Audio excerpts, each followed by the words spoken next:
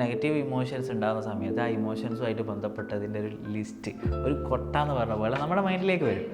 ഇതിനാണ് ശരിക്കും നമ്മൾ ഫോർഗിവ്നെസ് പ്രാക്ടീസ് ചെയ്യേണ്ടത്. ഫോർഗിവ്നെസ്സിൽ നമുക്കൊന്നും ആഡ് ചെയ്യേണ്ടവല്ല ഓരോ ദിവസം എടുത്തു നോക്കുമ്പോൾ. പക്ഷേ രാത്രി ഉറങ്ങുന്നതിന് മുമ്പ് ഇക്ക എന്നോട് ഇന്നലെ അങ്ങനെ പറഞ്ഞത് എനിക്ക് ഇഷ്ടപ്പെട്ടിട്ടില്ലായിരുന്നുവെങ്കിലും ഞാൻ ഇക്കാനോട് പൊരുത്തപ്പെട്ടു കൊടുത്തു, ഞാനത് ക്ഷമിച്ചു കൊടുത്തു.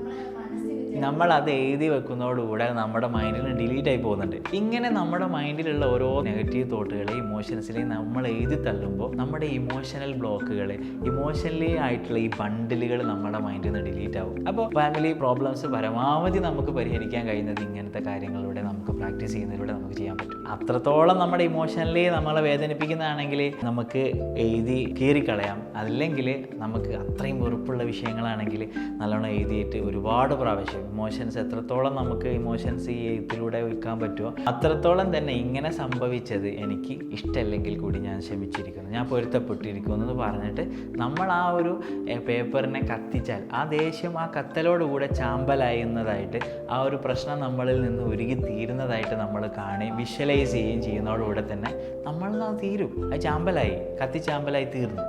അതിലേക്ക് നമ്മളിങ്ങനെ ഓരോ വിഷയത്തെയും നമ്മളങ്ങനെ ലെറ്റ് ഗോ ചെയ്യുമ്പോൾ ജീവിതത്തിലേക്ക് നമുക്ക് ഹാപ്പിനെസ് കൊണ്ടുവരാൻ പറ്റും.